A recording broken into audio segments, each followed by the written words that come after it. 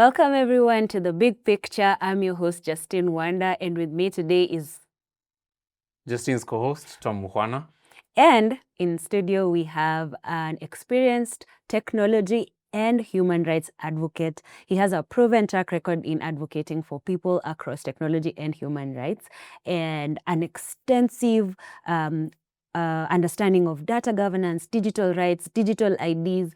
Watu wenye wanajaribu kuwafuata online wakiwashika, this is the person we can ask those questions to. He's also a strategic thinker, an influential leader, and he has done successful projects across the continent, and he's very passionate about strategic alliances with government agencies, NGOs, parliaments, and tech industry leaders to shape technology and policy standards around this across the continent. Welcome to the show, Victor Ndede. Thank you very much. Yes, it's really awesome to have you here because before we get into the human rights that a lot of us are struggling with, I think it's really good to recap what our weekend was like. And there was like very amazing things happening across the country, the continent. But one of the things that's sad to us is obviously Harambee Stars beating Zambia on Sunday. Is it Sunday? Yes. Yes, Sunday. Yes. How did you watch the match?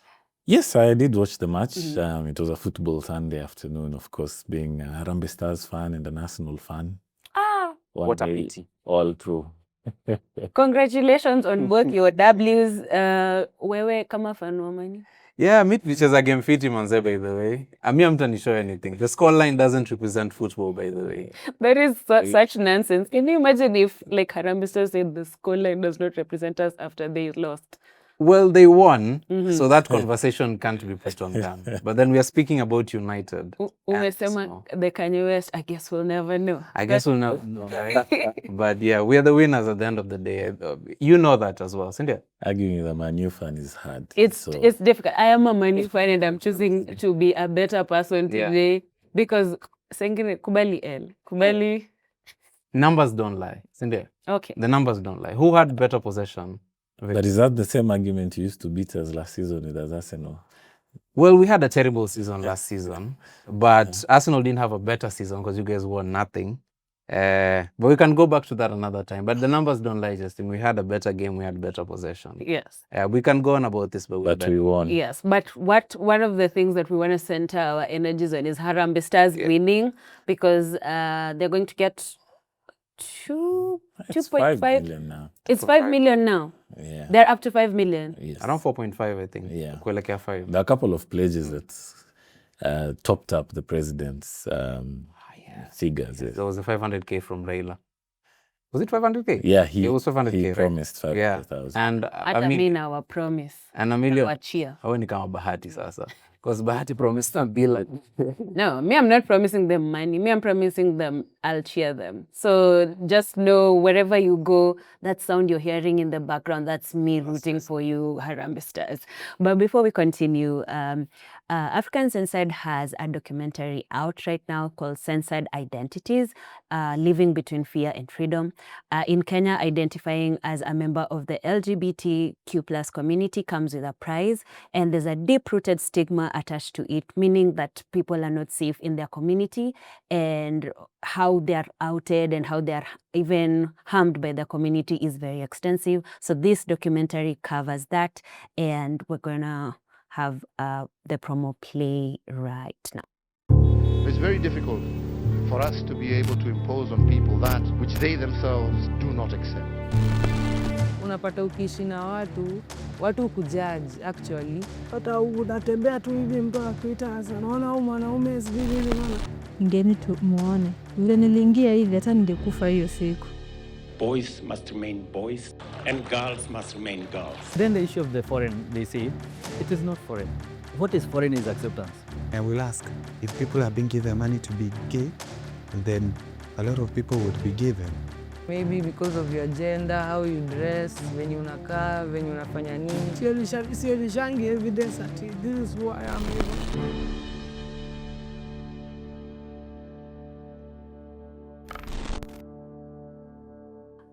Welcome back.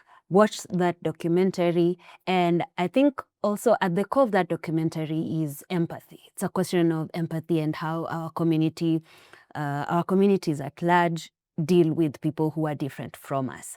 So speaking of empathy and community, we have seen recently the BBC had a documentary on child sex trafficking in Maimahiu, and this documentary had very harrowing details of kids who are right now older.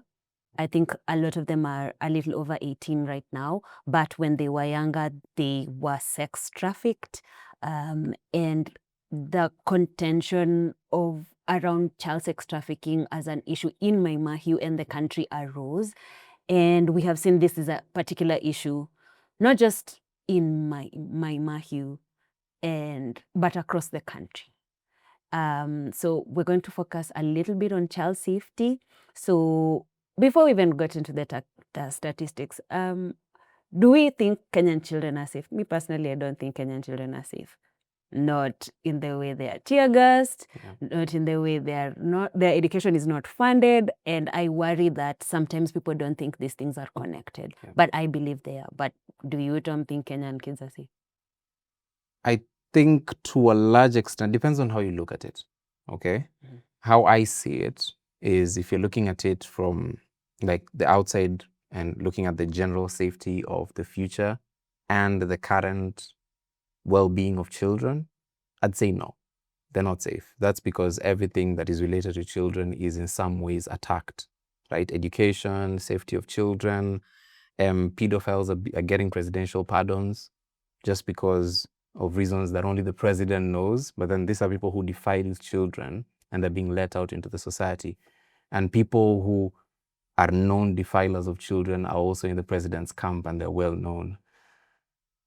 Defunding of education, email programs being defunded, children being abducted all over. African Censored did a whole documentary on exactly this one issue, and I haven't seen anything done to solve that problem. I think if you're looking at it from that point of view, no, children are not safe in Kenya. I will also go to Victor. Yeah, I think over and above what Tom has mentioned, I think what we've seen is a fundamental failure of the state and even the society just to protect its most vulnerable citizens, our children. And I look at it from the online front also. And the digital space is such a murky space for children and young people in this country. Could you kindly define a little bit of what that means and what that looks like? We now live in a world where a lot of our children and young people actually have gone digital. We'd say they've been digitized, but they're actually gone digital. We have more children accessing the internet. We have children accessing technology devices at a very young age. And often if you look at the design of these technology platforms that even as we use, they're very universal platforms. These platforms, an adult will use them, a kid will use them. The experience will be the same.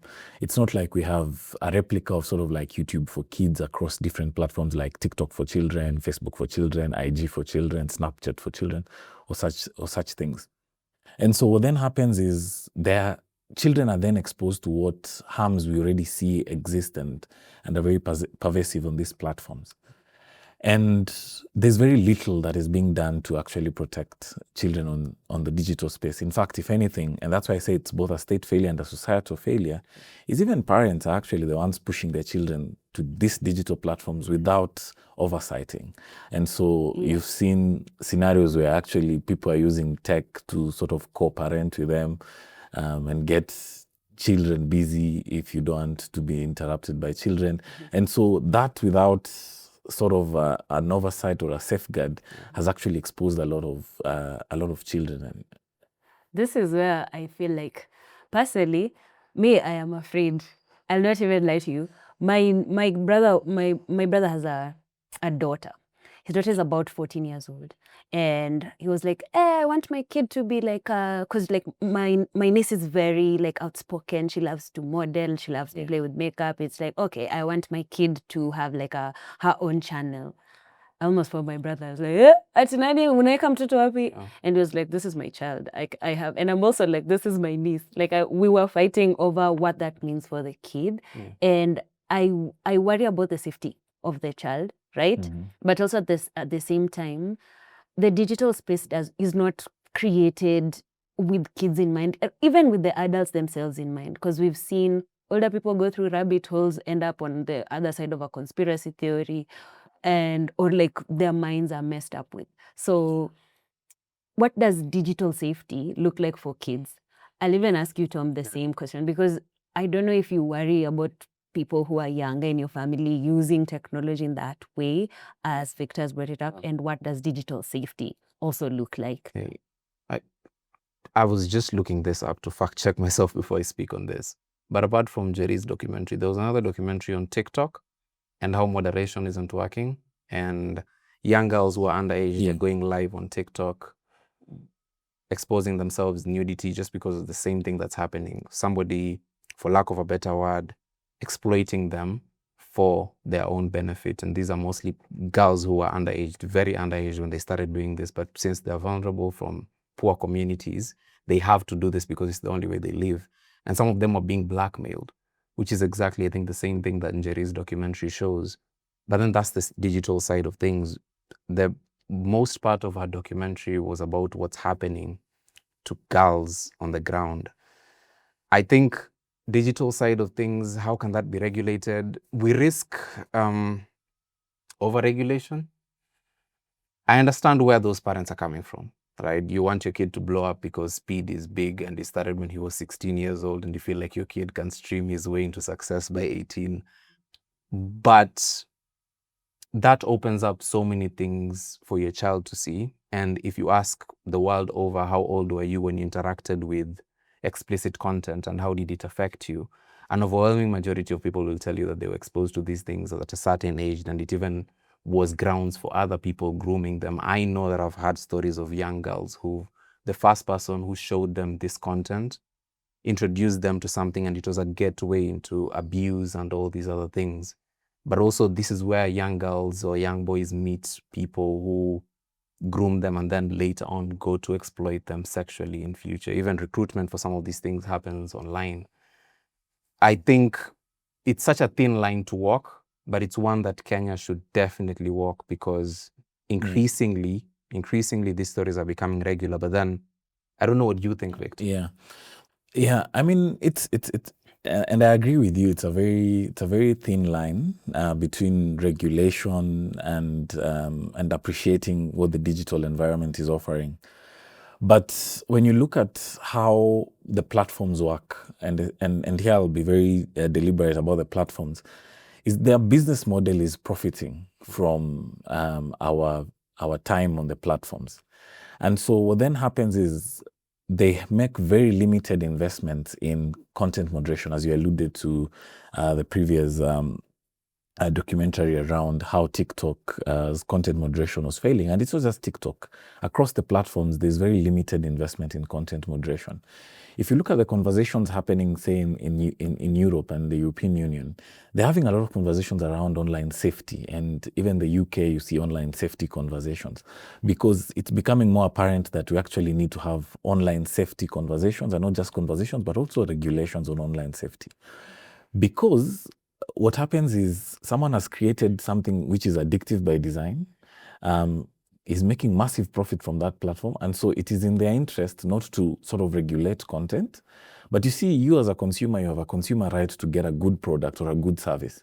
And so if you get onto a platform that you reasonably believe is for connecting with friends, it's for sharing my photos, and you end up getting harmed on that platform, they actually ought to take responsibility for that. And they need to make investments to make those platforms safe spaces for us, for all of us. But now if you look at the context of children, it gets worse, because if you look at our market, because those guys look at us as markets, the African market is by far the leading market in tech in terms of consumership.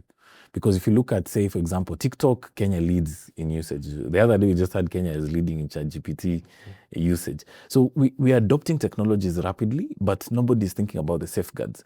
Think about the government's approach, and here looking at the executive side or the presidency. their interest is in content monetization, but very little attention is paid into content moderation and platform integrity and platform safety. And so even the platforms will know these guys are just keen on monetizing. And so we have no duty, or we don't see an inordinate burden of just ensuring that the platform is safe, so long as they monetize. And at the end of the day, the goal of these platforms is to monetize. And so my view is we really need to have a reflection as a country, because we can't be the leading country in all this uptake of different technologies, but nobody's talking about how these platforms are safe. I'll give you an anecdote. 2 years ago, we did some research into TikTok at Amnesty. And one of the things we sort of found out, which is of course an open secret, is that it has a rabbit hole effect. You can never stop digging that hole. And so majority of the users are actually children and young people.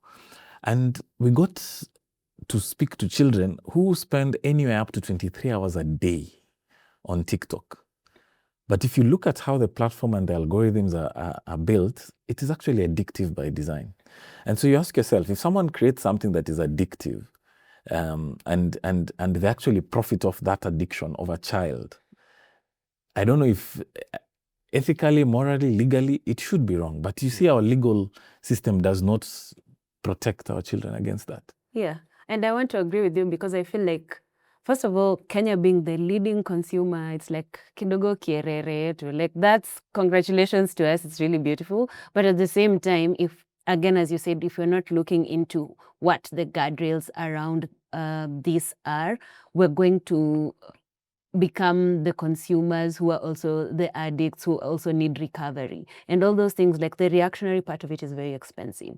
So just to bring it to the government doing nothing, for obvious reasons, the Interior CS was in front of Parliament, and I think they were asking him about the situation in Nakuru, in Maimahiu, around these kids, around this documentary, and he said that this is a hoax, like the documentary itself is a hoax. BBC even came out with a statement very precisely to say that no one was paid, because that's what also the Interior CS said, the people on that documentary were paid, but no one was paid. Yeah. BBC also clarified that this information was given to the police, I think 3 weeks or like 5 months. 5 months, sorry, Five- 5 months prior. So if they had all this information, Yeah. right? Yeah. And the Interior CS comes out and says something so callous, is it, wacha nisijam, is it like a conversation of a disconnection between authority and, or them absolving themselves of the failure that they've already committed? Yeah. And secondly, one of the most amazing things from this particular documentary was the precision of even the action that came after. That the lady in the documentary called Baby Girl, who's rescuing the Yeah. kids, Yeah. said she can't even report to the police because her own safety is in danger. She knows the people who are probably doing these things, but she can't say, because the moment she say, she'll be targeted. The kids she's helping out will probably be harmed, and they probably will fall into even more dangerous places because there's no one to shield them. Yeah. So Yeah. I think, I mean, yeah.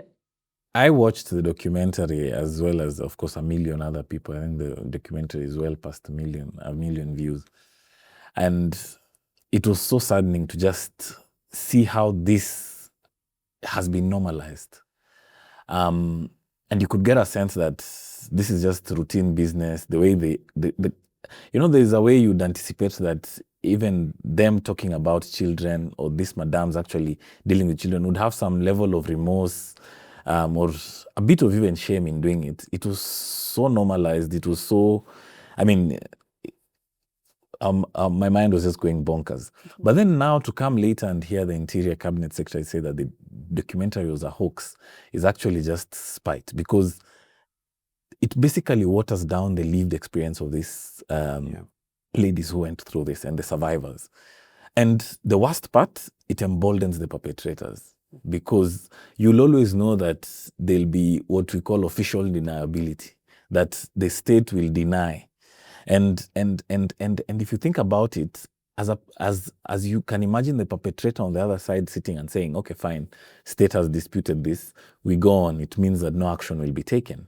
But also there's another part to it. It actually is an attempt, and a strong attempt, to actually discredit investigative journalism. Because then what you do is you create a scenario where perpetrators of sexual violence, including child trafficking, feel emboldened because the state will sort of protect them. Because you see, that's a policy statement coming from the Minister of Interior. You would not anticipate that any action will take place in the lower ranks, going to the police force, to all the formations of the police force. Then now you come and attack journalism. So what you're doing then is, should there be another expose? What you're telling the people is, those guys will always pay people to come up with stories. And so in one statement, we got two critical things punctured.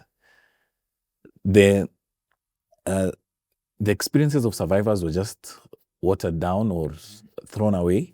Perpetrators were emboldened, and journalism was attacked. And so if you think about it, it's sort of a government that is trivializing the experiences and very harsh experiences of people, and not just people, it's most vulnerable citizens, children. Yeah. The government just took an anime sword to literal lives of people. It's very dangerous. And I think, Tom, we were having this discussion earlier of like what it means to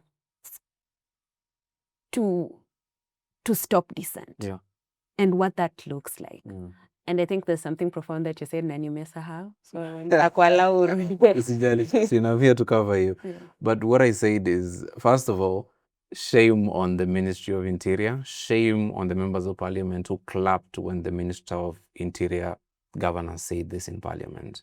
And lastly, I don't know if you people noticed, but Susan Kihika, the governor of Nakuru, went on stage and lent her support to the documentary. Before that, the county commissioner for Nakuru, the guy who's literally the representative of Kipchumba Murkomen in Nakuru, said that this thing didn't happen. I'll address these three issues in that order. But number one, that's classic GOK since 2022. I think since the history of Kenya being a nation, you always defect and deny, even at the expense of young girls. It's clear that things are happening that shouldn't be happening, but the government will stop at no lengths to defend itself instead of solving the issue. Because from what the BBC said is that these people were interrogated without any legal representation, which means that they could have said things under duress, or what the government is saying is entirely false. But the Ministry of Interior does not care about that.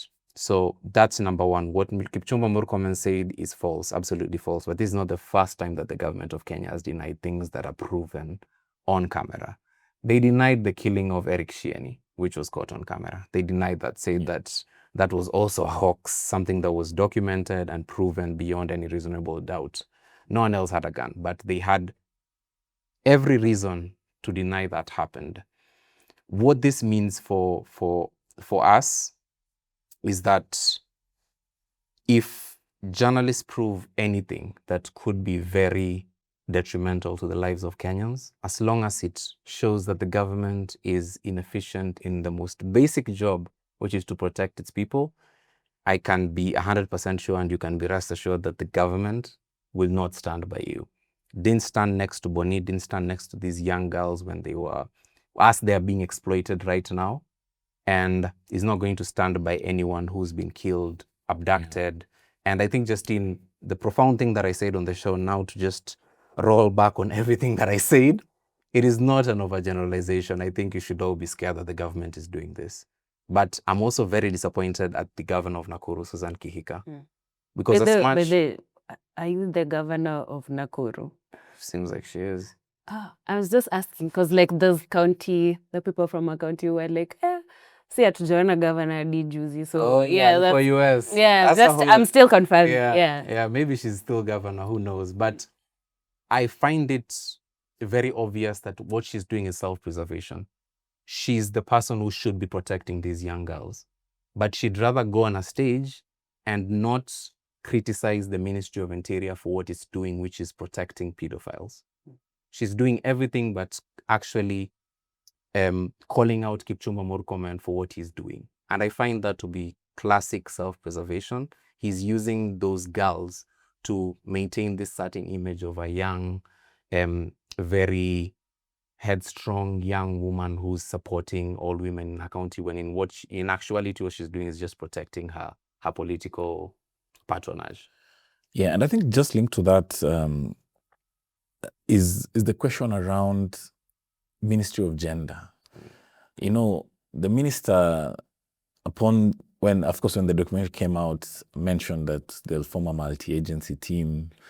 And more often than not, some of these things just remain that statement that multi-agency teams will be formed to investigate. We had, of course, the information that now we do have what we call the State Department for Children and Children's Services. I don't know how much they've said about this.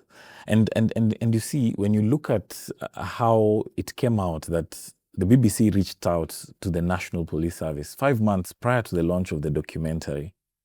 And tragically, this guys never took any substantive action.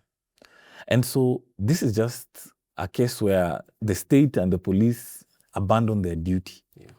And it's just a blatant failure on the state. Because what do you mean, over 5 months, someone gave you evidence, and no action has been taken, and people have been picked miles across this country for a tweet and wound up dead.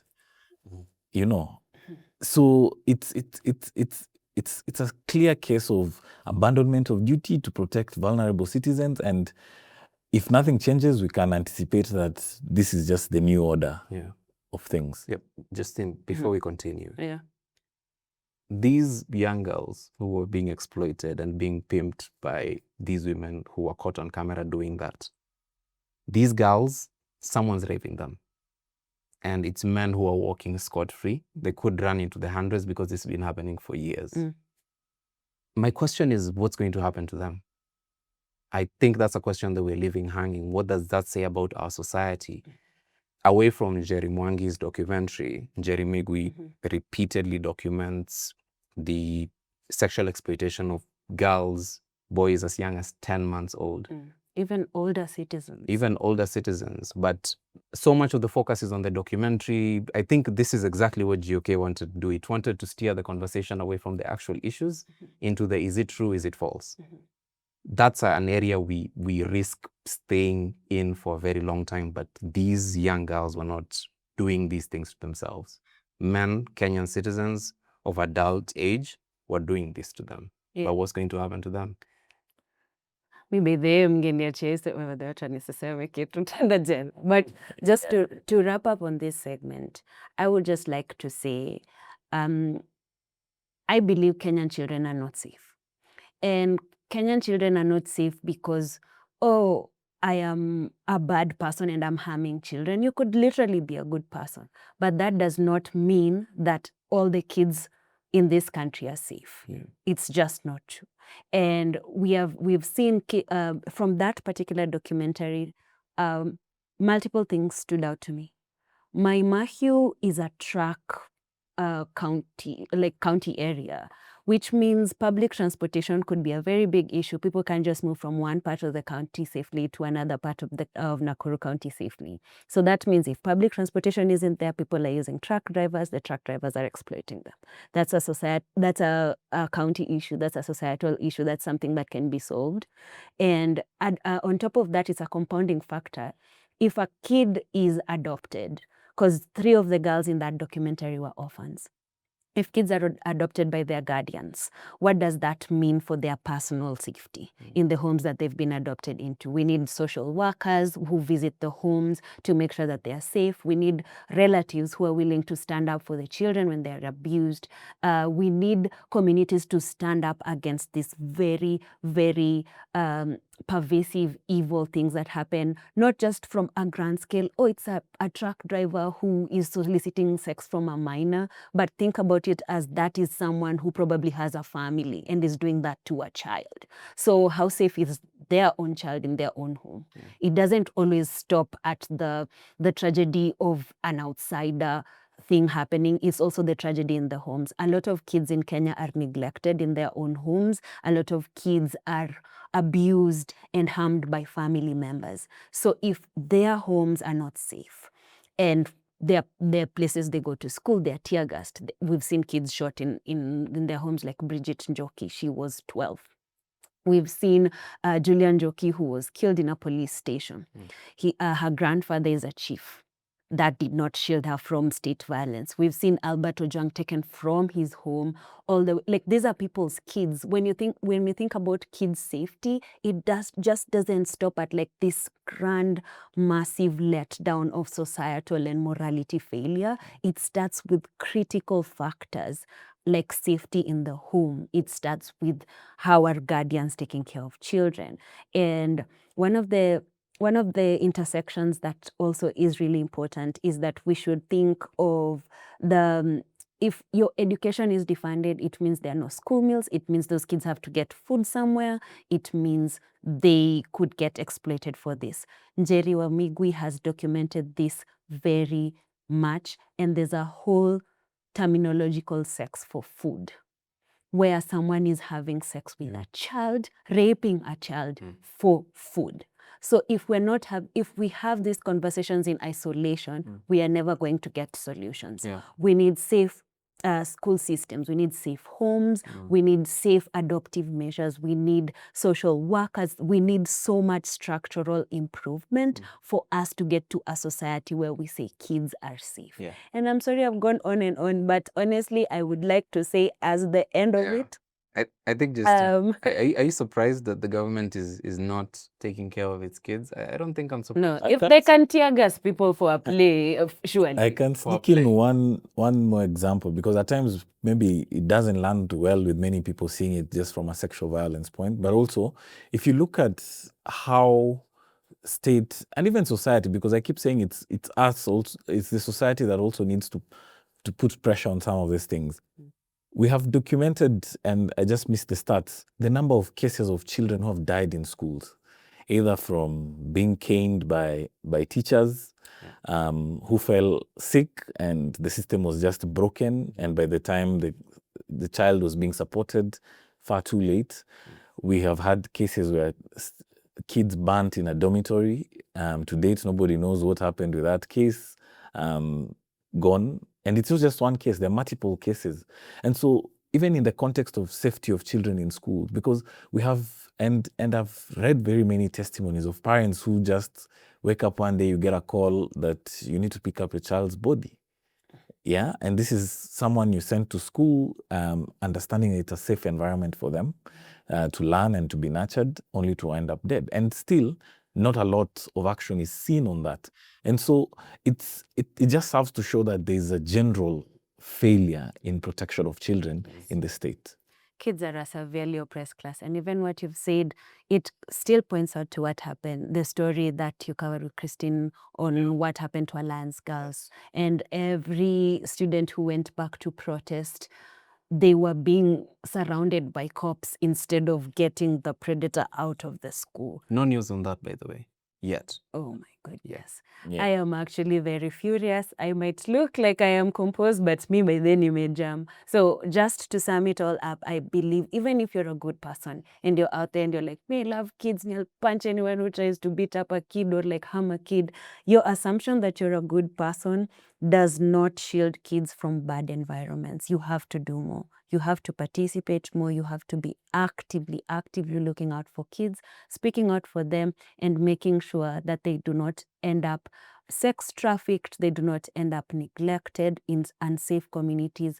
Doing something is not just, I will beat up someone who harms a kid. Doing something is making sure we have policies from people who've been exploited because they do understand how the system fails them, and making sure that the lessons they've learned are now part of the protections that they get to receive. So, just to add on that, Justine, don't let the 2.5 million fool you into thinking your president is a good person. Yeah. That's just something you should. Kaini Rada, you will still be tear gas. Yeah, he's laundered his reputation and his entire government's reputation. using this Chan tournament. But yeah, let's proceed, Justine. I think that's something that I badly wanted to put across. Hey, I love that you badly wanted to put across that. One of the things that I absolutely really love is the failure of the government is expansive.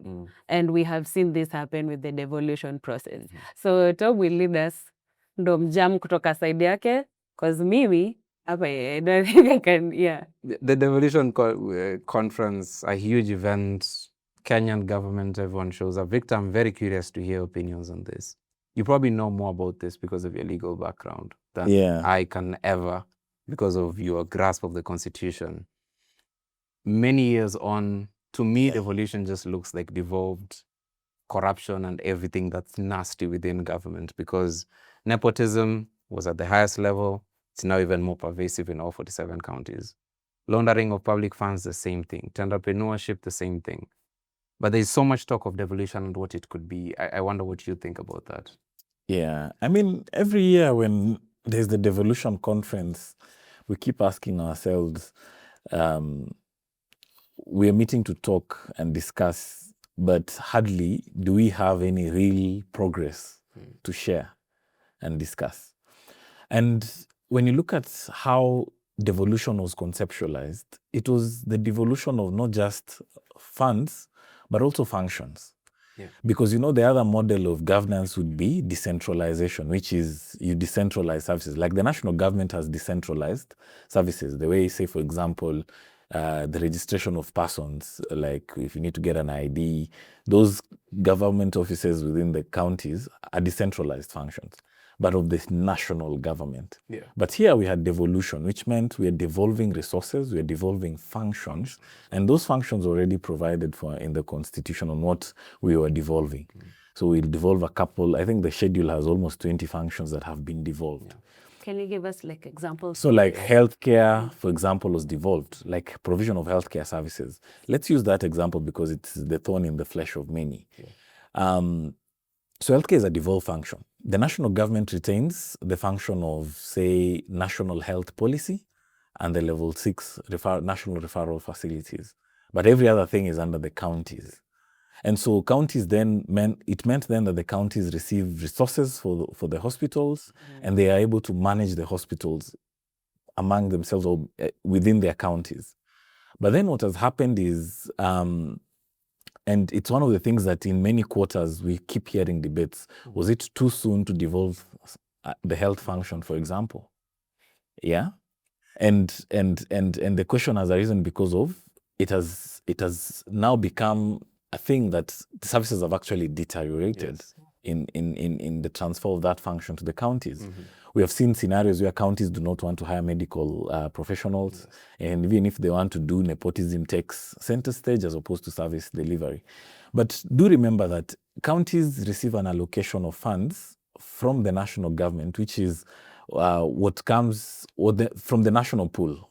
They receive funds. Then it's allocated based on certain parameters. There were counties that even went further and were called the marginalized counties, which received a further allocation from something called the equalization fund. That's to say, you guys are behind, we want to bring you at par. So you'll get this share, but you'll also get an equalization fund. So a lot of funds had gone into these counties. I mean, there are counties that since devolution started, they've been doing 15, 20 billion a year.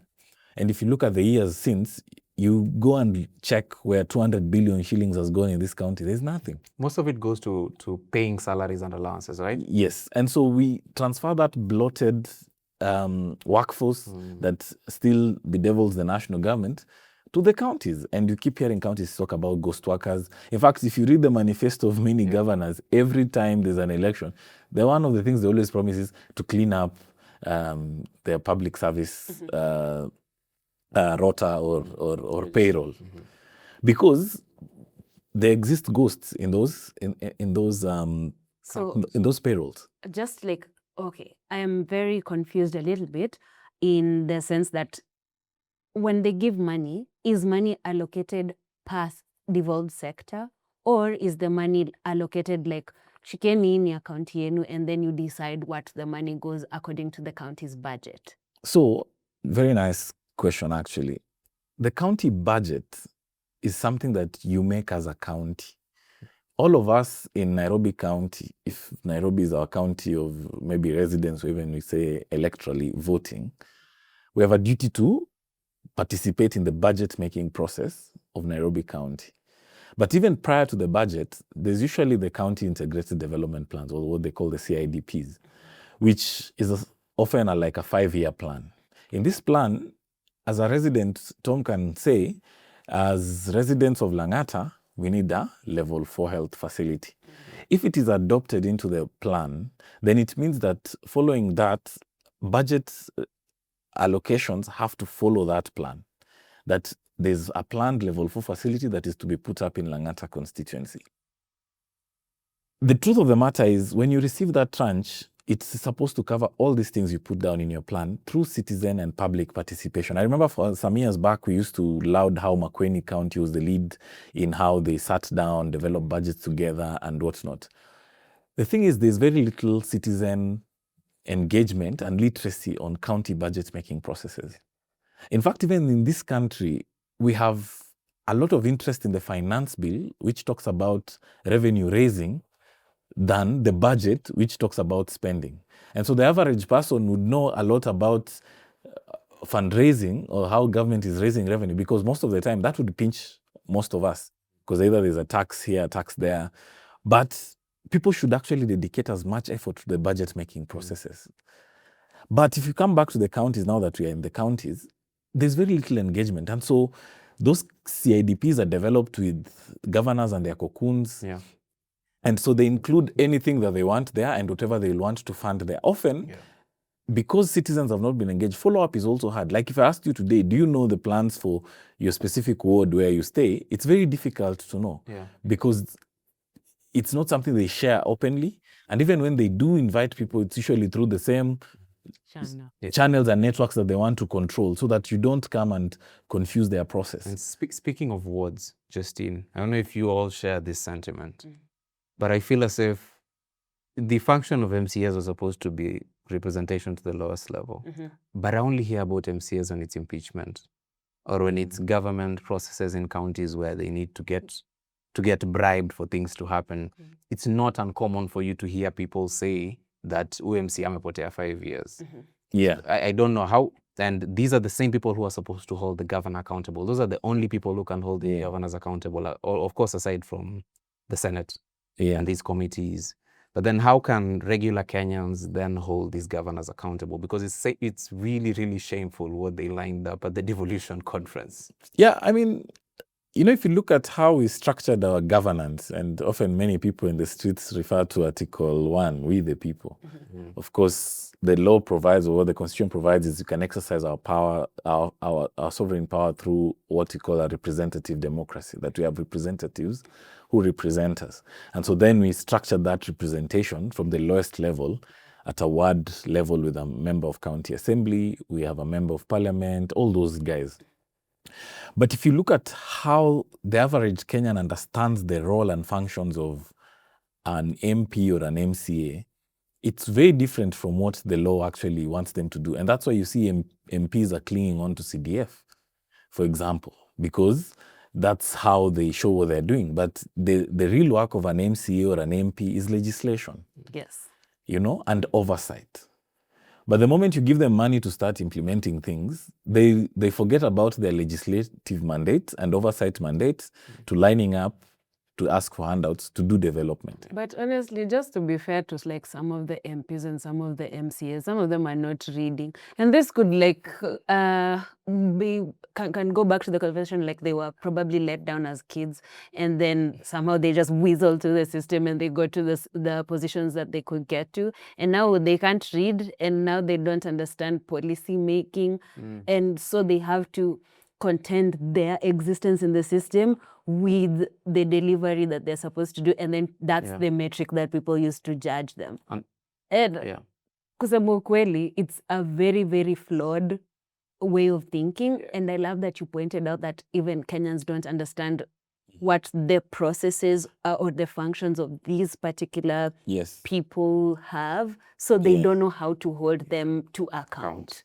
Yeah, so because it's those things that if and until when people are able to understand the functions of this officers, state officers, either an MCA or an MP, that is when you'll be able to sort of evaluate them based on their performance. Because you see, we often scorecard an MP. So if an MCA is coming back to us and saying, I need to be re-elected, what the majority of us would be looking at is how many funerals did they contribute money to, which roads did they put up, which is often not their duty. Yeah. Their duty should have been, I put in legislative interventions to ensure that perhaps then the market fees are this, and that, or this is what the county is doing in response to this, that, and the other thing. Because see, for example, let's talk about education, for example. Counties and governors and MCAs, we see them issue out bursaries. The only part in education that is devolved to the counties is ECD and the village polytechnics and some of those tertiary institutions at county level. They have no business in primary schools and secondary schools. That's a function of the national government, which are under the State Department for Basic Education. And the universities are under the State Department for Education. Mm-hmm. But now you see, every political seat wants a fund so that they can issue out bursaries to look like they're doing something. And you see, now when we come back and scorecard our counties, for some people, they'd be happy that the governors consistently issued bursaries to them, having enabled them complete education. But in true reading of the law, that is not a function they should actually be doing, you see. And so what then happens is that mediocre show you saw on display at the Devolution Conference. A county displaying 3 fried fish. The governor's chair. And the governor's chair. There were some people displaying bottled honey. Yeah. Like... Mukombero Basharaj, that. Yeah. Like, what? That is just bravery. You walked into that conference and you're just like, okay, to represent my county, I'll just put like 3 Mukombero and like a glass of water just in case someone wants to engage. Like, that's crazy. Like, that's brave, but also that's crazy. Yeah. And you see, I saw comments on social media, guys heaping praise on, say, like Governor Kangata of Muranga, and how, I think there was the display around the digitization of healthcare and sort of how they've done their universal healthcare model. Those are the things you'd expect to see at a county, because health has been devolved to you. You have all level 1 facilities up to, I think, the level 5 facilities. Yeah. This shows how you have actually made these facilities work for the people. You have ECDs and you have the tertiary institutions with you. What have you done with them?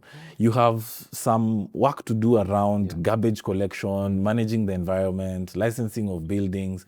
Show us what has happened in those respects. Can I just say, is Mosiria like a devolved part of like Nairobi County to show us like garbage collection? I'm very curious. Like, because he's like he's always somewhere talking about trash. And I'm like, I know the dustbins are the love of your life, but this can't be the entire what is going on with Nairobi County. So I love that you pointed out, like, there's more to how they're supposed to indicate what's happening. Yes, there's a lot that was actually moved to counties. Even sports, for example, and maybe when we come talk about... sports is a devolved? Yes, there's some level of sports that is devolved.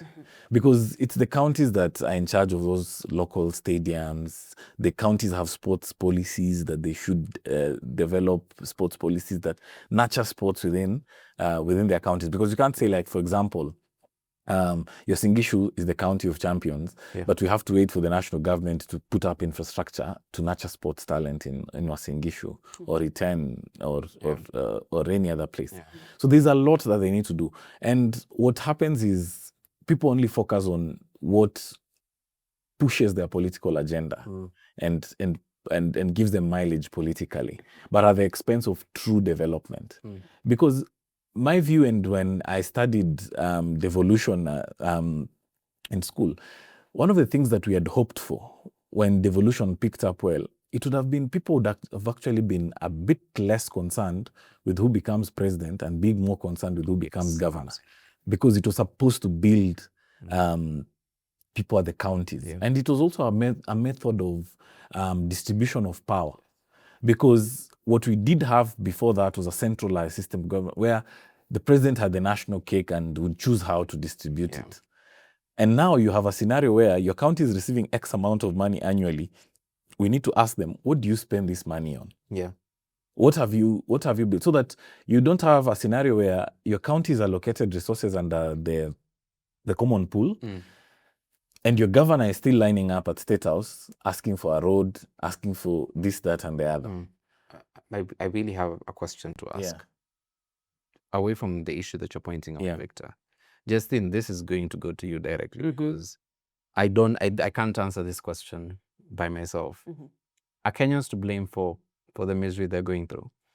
I ask this because every time that I'm with people who are young, who are supposed to be speaking against what's happening right now, and we have alternative leaders who are offering maybe sticking to the constitution like Okiya Mtata is doing, or David Maraga, and him saying that the rule of law has to be upheld at all times, everything that the current president isn't doing. The one thing that I always hear young people say, at least the ones that I'm around, which might say something about me, they say, Okiya hana kakitu, which is the same thing that you're saying. Handouts. We're used to handouts, and the idea of a leader in this country is somebody who's rich, number one, who's very generous, number two, and somebody who looks like they're well off. We tend to think that people who are successful individually, financially, are the best leaders. The best example is a Kasarani MP. What do you think about that? Do we put ourselves in this problem every 5 years? I'm like, shout out to Kenyans for putting themselves in these positions every 5 years, as said by Tom. But just from my perspective, I think these things happen simultaneously. The complete misunderstanding of like the constitution and even just how everyday governance is supposed to work contributes greatly to how people see quote unquote leaders and politicians in the participation of their growth and in like feeding back into the systems that are supposed to help them.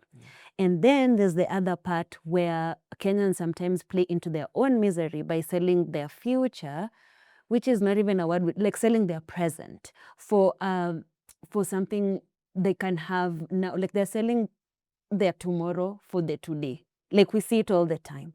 And that you're trading something bigger for something really small.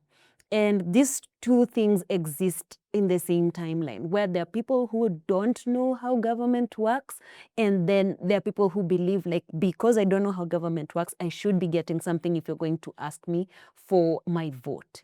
And this thing is, it's parasitic. It feeds into who you are, how you play into your own misery, and then it becomes such a bigger problem than you would hope. But I feel like it's something you can deculturize.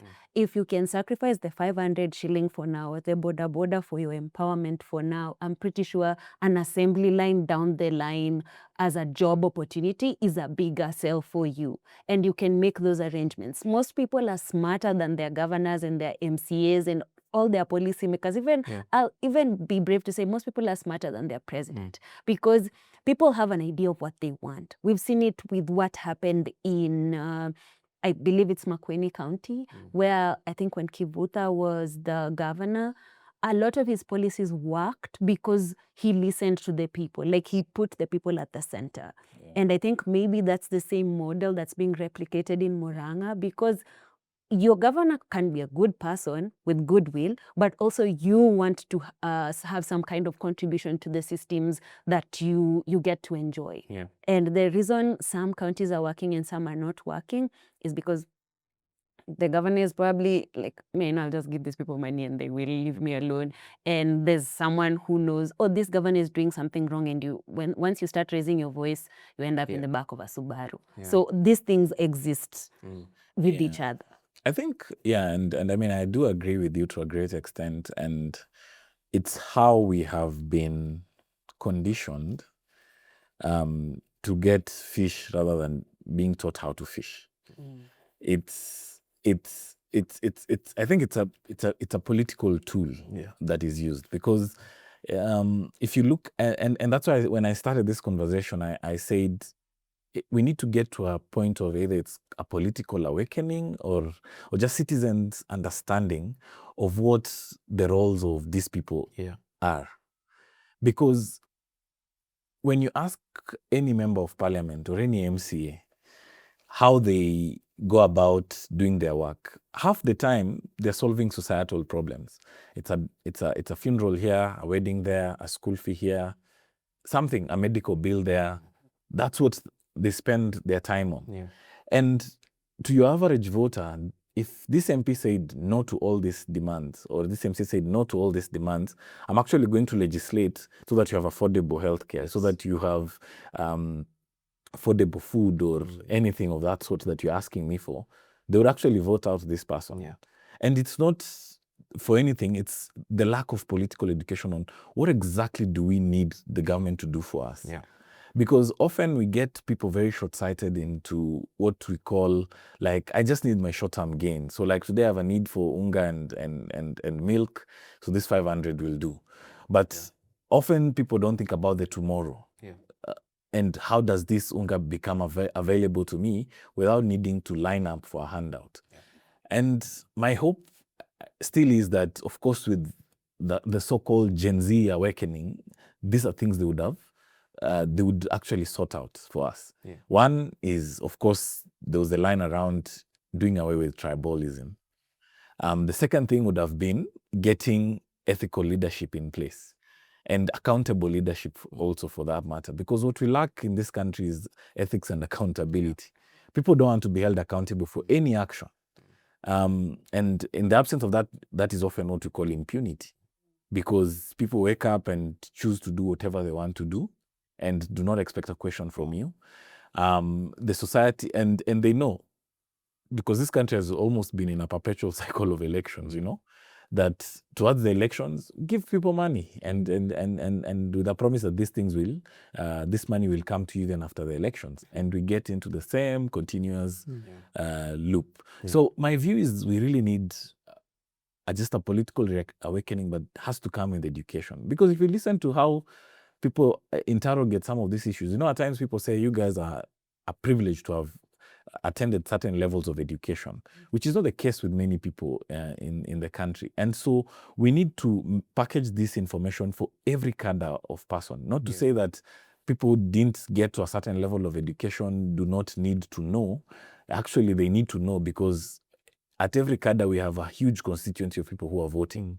And so we need to get them understanding that this is what happens.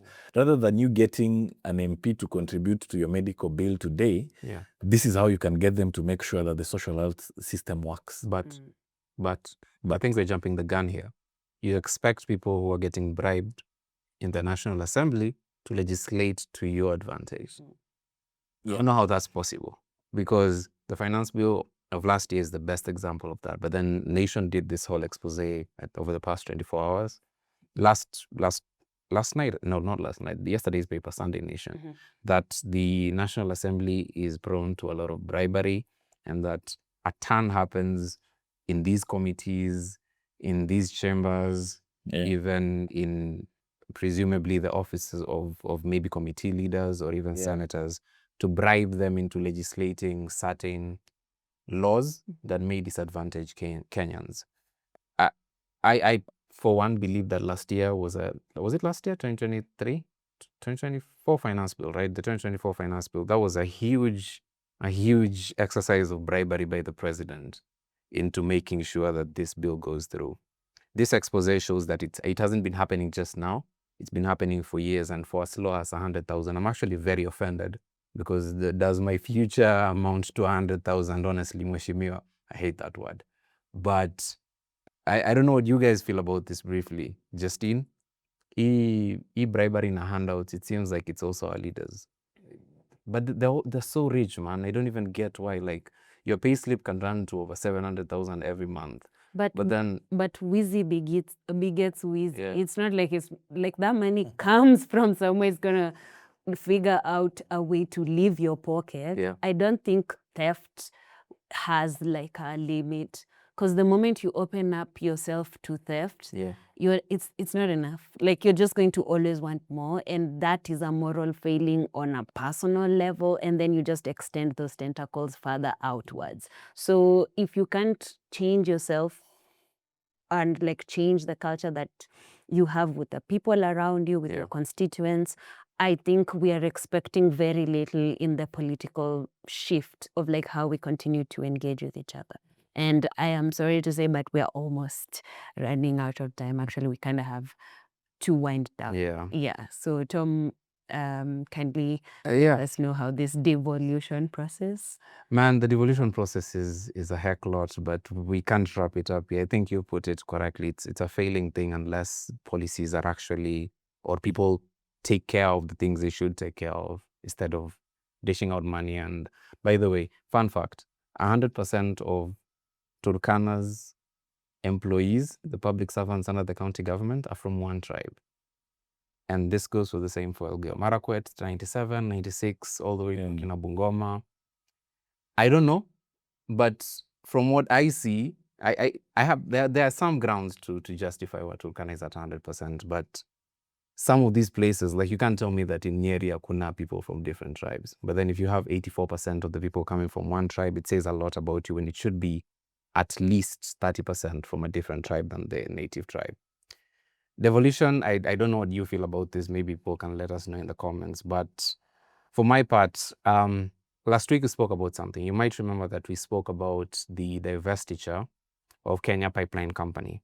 Well, that's been halted by the court for the same reasons that we gave last week, that the public did not get enough time to participate in that process.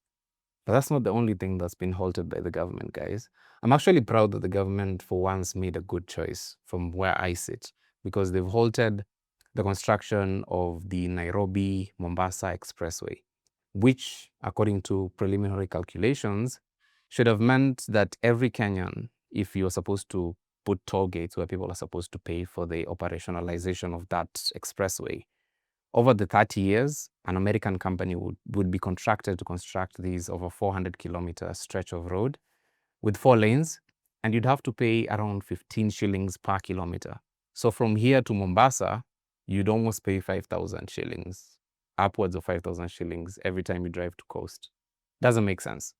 The government of Kenya, Treasury to be specific, halted this, and I think this, first of all, should be put up for public participation, something that the Nairobi Express says is a huge white elephant project, which recently, by the way, President Uhuru was very much implicated in eating from that basket. The tendering process was very much skewed.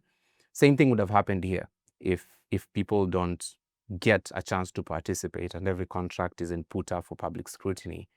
But that's one good, it's like the government of Kenya messes up in one side, then makes a good choice on the other one, but you can't really trust them on the good choices they make, because when they cancel their Adani project, they are constructing another JKIA needlessly.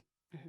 But this continues to be something that unravels, Justine. I think maybe next week we'll see another mess up from the government. But yeah, I'm surprised I'm saying nice things about the government of Kenya this time. Well, you might have to like shed skin after this. So I'm going to give Victor an opportunity to have a closing statement regarding child safety and the devolution process and how we can just make sure that this country continues to function. Yeah, I think on child safety, my view would be, or rather my closing would be, we need to be as mindful of what happens in the physical realm as much as what happens in the digital realm. A lot of what we see manifest in the physical space has actually been honed in the digital space. The grooming, the abuse starts online in many cases, then comes offline. You'd be surprised at how some of these people, some of the survivors rather, are actually gotten to by the perpetrators. It's actually through the digital platforms. And so we need to get people more conscious of what's happening on the digital spaces. Parents need to be more mindful of how much technology they're exposing children to, what they have actually literally given away to their children, or given their children away to, is the other way to put it, so that they're able to understand that these are the dangers of this level of exposure. And if for me as an adult, it's a difficult space to be in, what about a child? Yeah. And how do I check on that? And so I think on this question, really, it's a massive call for digital literacy and people understanding what happens on the digital space, because also many people don't understand really how platforms work. They just think someone offered them a space for free to enjoy, but that person is benefiting. And given that you're using the platform for free, it means they definitely have to have a massive financial benefit. I think that's what I would say on that in closing. And also, I think it would be an injustice not to actually end on that children front, but just calling on the government to ensure that the perpetrators in the Mai Mahiu case and any other case are actually brought to book and action is taken on these people, because we cannot keep quiet and bury our heads in the sand and embolden these perpetrators, because this vice or this activity and it's actually an international network of exploitation of children will continue to thrive to the detriment of our society. And you can imagine the children that we are bringing up in our society who we have willfully exposed to all this violation. So the government has to bring these people to book and take all necessary steps, not just justice, but also rehabilitation of the survivors. Through psychosocial support, medical support, to just bring these people back to society in a proper way. On the counties, I think Kenyans really need to understand the importance of devolution. I think we need a moment to reflect and ask ourselves, why did we bring the devolved system of governance into our country? And once we sit and understand that, then we can actually understand what then we need to make, what decisions we need to make coming into the next elections and coming to how we frame our devolved system of governance. Because I think there's a huge disconnect between what we promised ourselves in the 2010 Constitution and what the reality is, as is being implemented currently in terms of our devolution. So I think we need to go back and think, why did we bring this system of governance and why is it failing, and understand the reason for the failure and how we come out of this. Because my view is that it's a perfect system of governance if it is gotten right, but it is also the worst if it is gotten wrong. And we've actually seen how low it can get in its worst form. So I think that's what I would say on that, and really urge people to really understand the importance of some of these things and read the Katiba beyond what was read for us as we got the Katiba in 2010. Justine, before we continue, you said so much about what Murkomen said, but I think it's very important to put out the official statement of the BBC regarding Murkomen's comments. He said, for clarity, the BBC says, for clarity, none of the contributors featured in this documentary were paid off, offered payment, or coached in any way. As clearly stated in the film, the survivors of abuse who were interviewed were all over 18, very important, and recounted experiences of abuse that occurred when they were underage. So, Tom, are those your closing words that are also echoing the same, or? No, to be fair, it's very important that aside from amplifying in criticism what the ministry is saying and what the government is saying to reduce this very big problem, the BBC statement, which is obviously accurate with all the evidence available, is very important to amplify as well. Yes. So thank you so much, Victor. Thank you, Tom. My last thing today is, as much as we are struggling and we are pushing back against impunity and zero accountability, we're also celebrating the wins that Kenyans have made. And this entire last 6 days have been very beautiful for sports fans. As a Faith Kipyegon has the second fastest time in the 3,000 meters race. She won the Diamond League race. Beatrice Chebet came in second. Malkia Strikers are the African champions for volleyball. They're going on to the international championships. We're rooting for them to win in Vietnam. And Harambee Stars obviously did impeccably well. Julius Yego won gold. I think he went first place, I think. Yeah, Diamond. Since the last time he won was in 2016, which is calling Yego today because he threw that javelin. From 2016, it landed in 2025. So congratulations to Julius Yego. So that's where I'll wrap. And thank you so much for joining us on The Big Picture. Today with me in studio has been Victor Ndede and my co-host, Tom Muhwana. And me, Justin Wenda from us, we say good night, and we'll leave you with the trailer for the documentary covering very important issues on censored identities, living between fear and freedom. It's very difficult for us to be able to impose on people that which they themselves do not accept. Unapata ukiishi na watu kujudge actually. Hata unatembea tu hivi mtu akuita sasa, naona huyu mwanaume sijui nini, naona Ngeni tu muone. Vile niliingia hivi hata ningekufa hiyo siku.